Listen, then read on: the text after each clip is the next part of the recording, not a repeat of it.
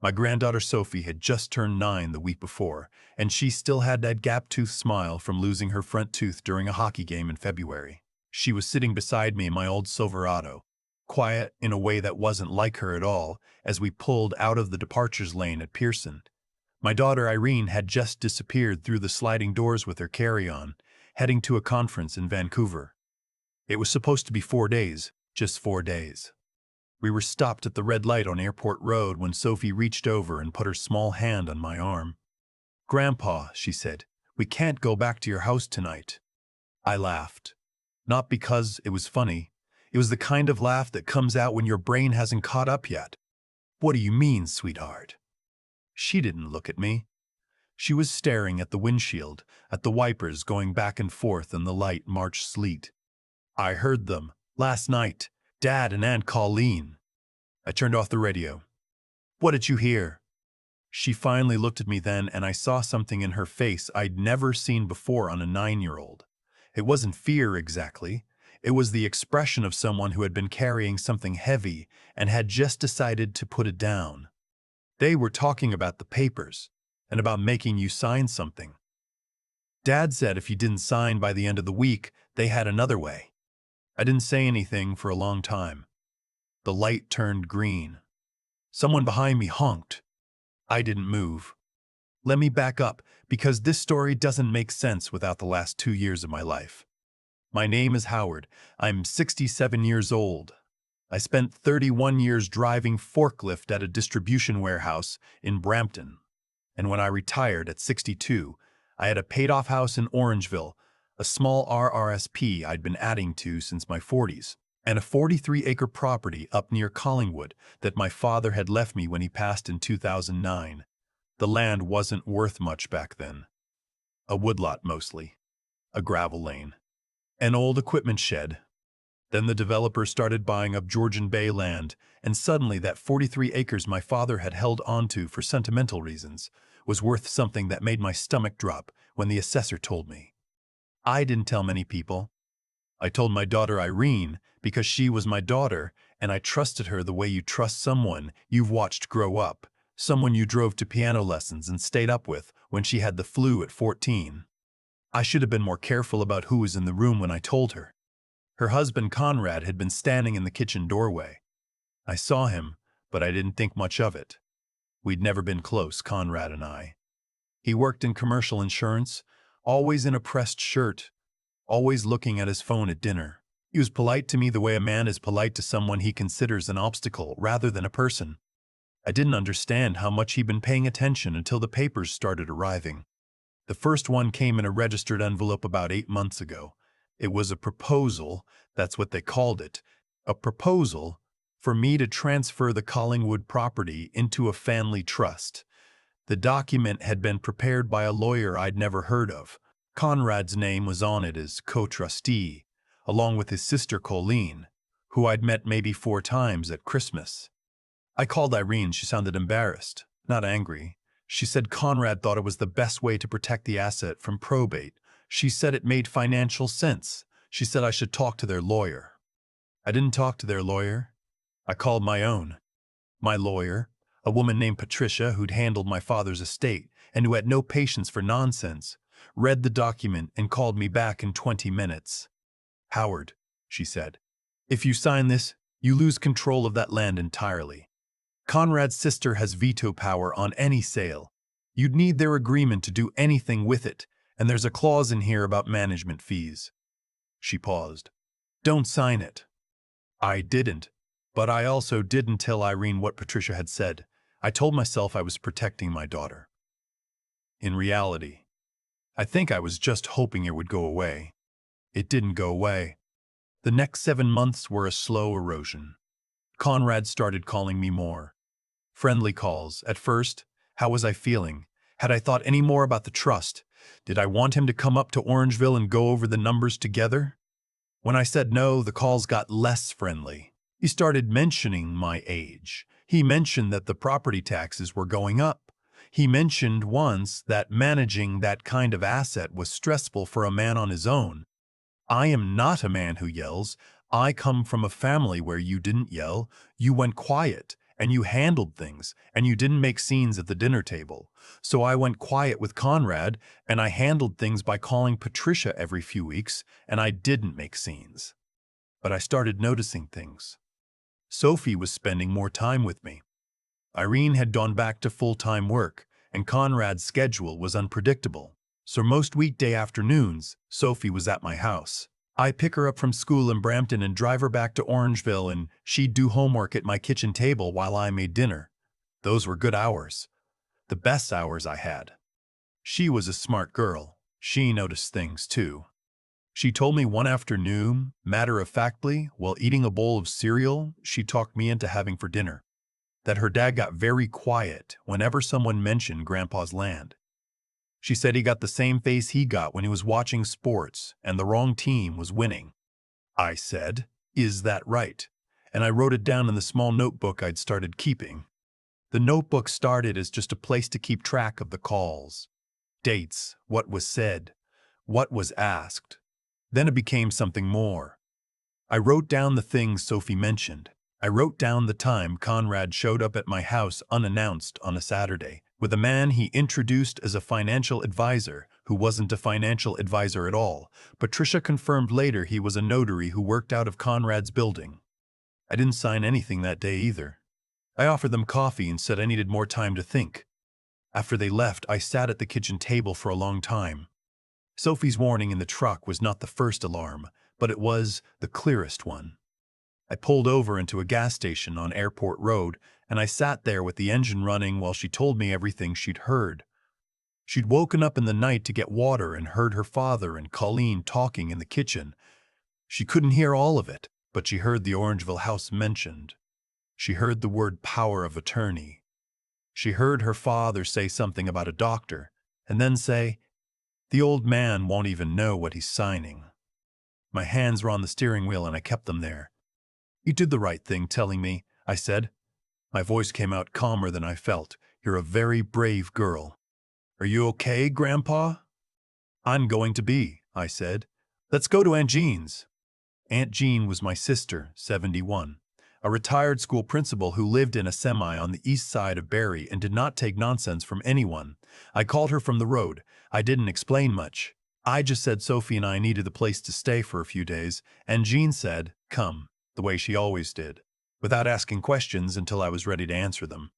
We stayed 2 nights. Sophie slept in Jean's guest room, and I slept on the pull-out couch, and spent the evenings at Jean's kitchen table with a pot of tea and my notebook, going through everything I'd written down. I called Patricia the next morning. "I need to move faster than we have been," I said. She agreed.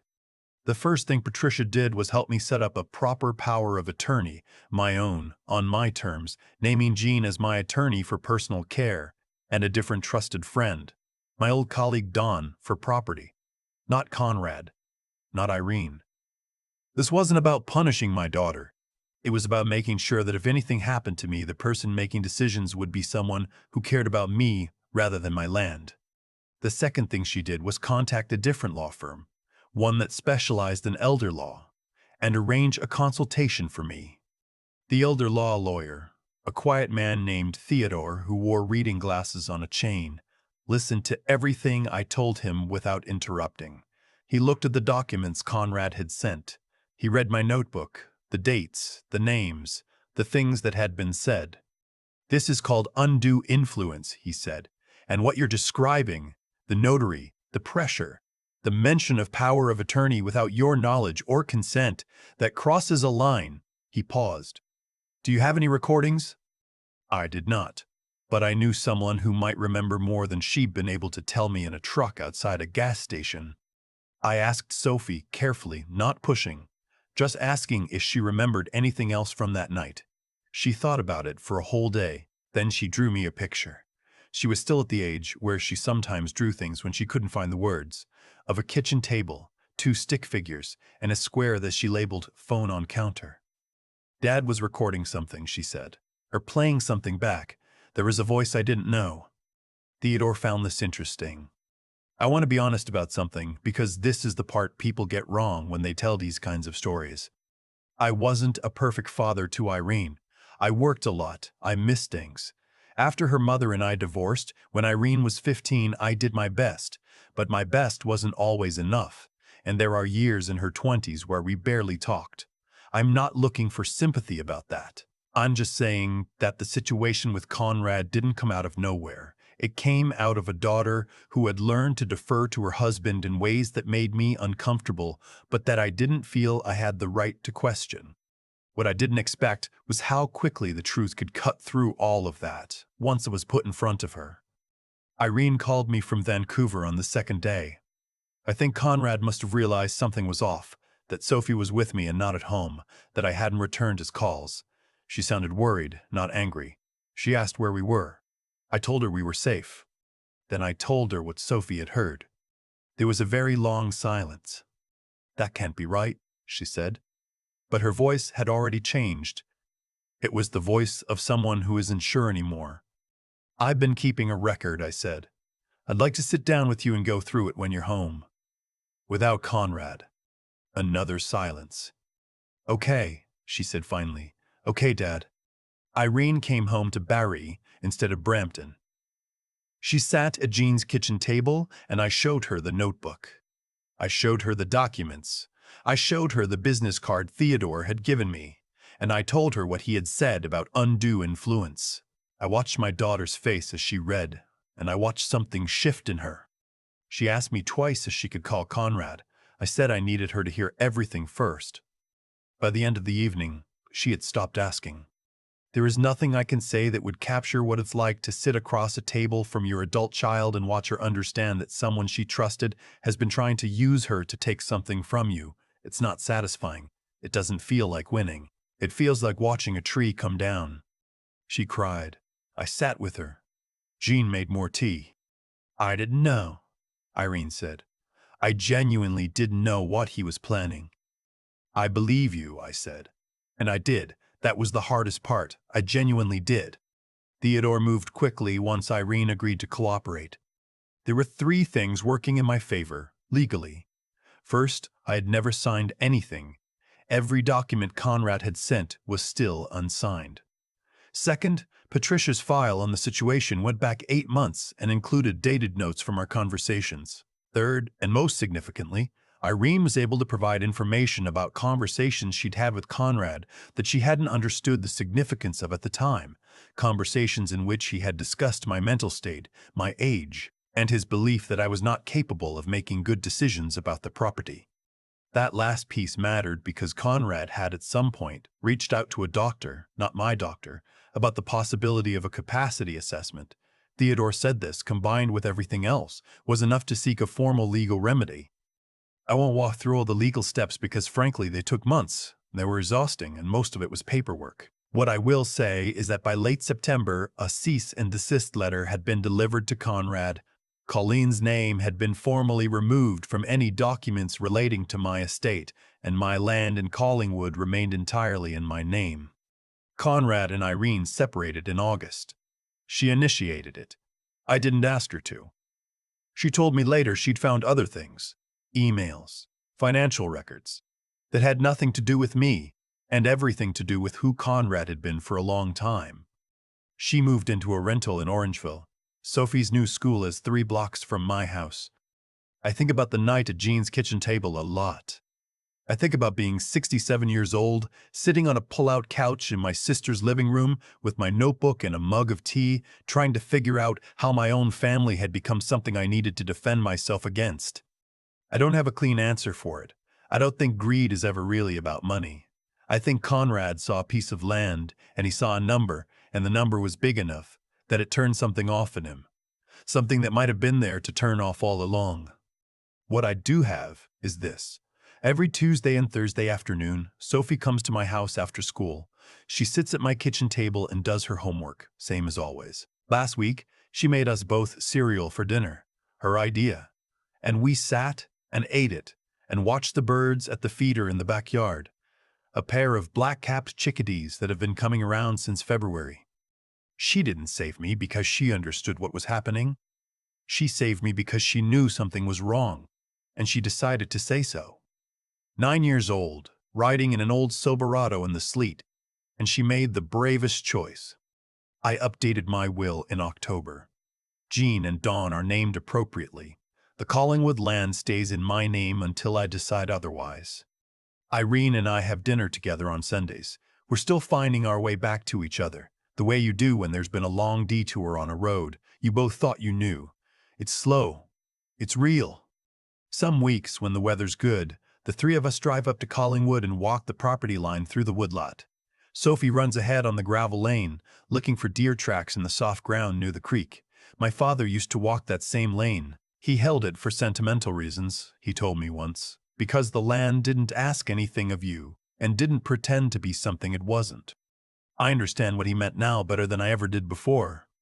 I keep coming back to a small thing. Sophie didn't understand trusts or power of attorney or what undue influence means under Ontario law. She was 9 years old. She knew none of that. What she knew was that something she'd heard in a kitchen late at night didn't sit right. And she decided that telling me mattered more than staying quiet. That's not sophistication. That's just character. And I've been thinking about where character like that comes from and what it costs when we don't build it in ourselves. Conrad was not a stupid man. That's the part people get wrong when they hear a story like this. They imagine the villain as someone obvious, someone crude. Conrad was organized. He was patient. He understood legal structures well enough to commission documents that looked legitimate at a glance. What he lacked wasn't intelligence. What he lacked was the part of a person that checks their own reasoning against something other than self-interest. He had built his whole interior life around getting ahead, and at some point that stopped being a strategy and became the only thing he knew how to do. When he looked at 43 acres of Georgian Bay woodlot, he couldn't see land. He couldn't see the gravel lane my father had walked or the creek where Sophie looks for deer tracks. He saw a number, and the number crowded out everything else. I'm not saying this to be hard on him. I'm saying it because I understand how it happens. You make one small compromise with what you know is right, and then another. And after a while you've drifted so far from the person you started out as that you don't even notice the distance. The choices that seem biggest from the outside often felt like nothing from the inside. That's what makes it dangerous. What got me through wasn't luck. Patricia had a file going back 8 months because I had kept notes, kept dates, kept asking questions even when I hoped I was wrong. Theodore could build a case because I had never signed anything in a moment of pressure or confusion. The foundation held because I had been paying attention. There's a version of this story where I go along with the trust document in year 1 because it seems easier than fighting, and that version ends very differently. Clarity, real, deliberate, eyes-open clarity, is not passive. You have to choose it, sometimes over and over, when the easier thing would be to let someone else decide. And then there's what it took to keep going once I knew. Staying at Jean's instead of going home. Making the calls. Sitting across from my daughter and showing her something that would hurt her. None of that was easy, and none of it was optional. I am 67 years old and I was tired and I would have preferred a different version of events. But I had watched my father hold that land without complaint for 40 years, and I understood, maybe for the first time, that holding something worthwhile requires you to actually hold it, to not let go when it gets uncomfortable. Sophie is still coming to my house on Tuesdays and Thursdays. She still talks me into cereal for dinner sometimes. She doesn't fully understand what she did that afternoon in the truck, and I don't think I need to explain it to her yet. What I can do is make sure she grows up in a house where honesty is practiced, not just praised. Where the hard thing and the right thing are treated as the same thing whenever possible. Where she sees in the ordinary Tuesday afternoons of her life what it looks like when a person decides to stay standing. That's what I owe her. That's the only repayment that makes any sense.